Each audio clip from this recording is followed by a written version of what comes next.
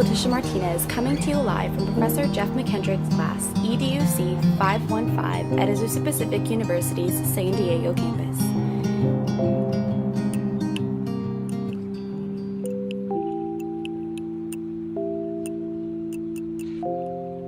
Do you find yourself wondering, how can I take pictures like that? How can I get my pictures to look clearer when I'm taking them of something moving? Cameras are a form of technology we use every day. They're a part of daily life. Pictures have progressively become the thing used to capture memories in time, to portray a feeling, or to remember something that we don't want to ever forget. Today's cameras are so much more easily accessible too. They're on our phones, laptops, and can even be connected to ourselves. The iPhone camera produces incredibly clear images. Laptops can allow you to place yourself in front of any background like an Eiffel Tower and make it seem like you were actually there. Other cameras like the GoPro can be strapped under your head or chest and you can film yourself doing a Tough Mudder. Another of the many types of cameras out there is the SLR. This camera has burst photography capabilities, otherwise known as continuous picture mode, which is a little more self-explanatory. Burst photography allows you to take a minimum of 3 to 5 pictures, or frames, one after another, without the blur that you would typically get from a camera without continuous mode capabilities. This mode is great for taking pictures of your quick-moving little ones, get a clear shot during an athletic event, or creating stop-motion movies. But how did we even get to this point in technology? There were many contributors to the creation of photographs, beginning with technical discoveries by Aristotle, Euclid, Moti, Albertus Mangus, and many others. Their technical discoveries would later be combined and used in the creation of photographs. In 1826, French inventor Joseph Nicephore Niepce created the first permanent photograph that took 8 hours to develop. In 1835, William Fox Talbot creates his own process for creating photos, and in 1839 invents his positive-negative process used in modern photography. In 1839, John Herschel also creates first glass negative. In 1854, André Adolphe Eugene Desiré created a camera with multiple lenses, which would reproduce 8 copies of a picture in one negative.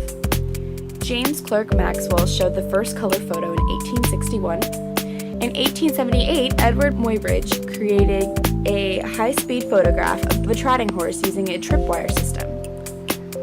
However, the first cameras that were mass-produced and made more readily available were created by none other than Kodak in 1888. Kodak quickly produced the folding pocket Kodak 10 years later, followed by their 120 film in 1901. Then in 1925, Alecia introduced the 35mm format to still photography. Kodak, of course, had to follow that year later, creating their own 35mm film that can duplicate negatives, eliminating the need for a second camera to produce another set of negatives. In 1932, Disney creates the first full-color movie.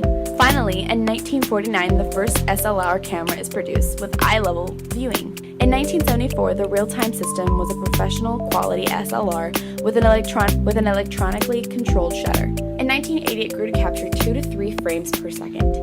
Today, we have SLR cameras with professional capabilities to take an infinite amount per second, providing it has enough storage space on our memory card.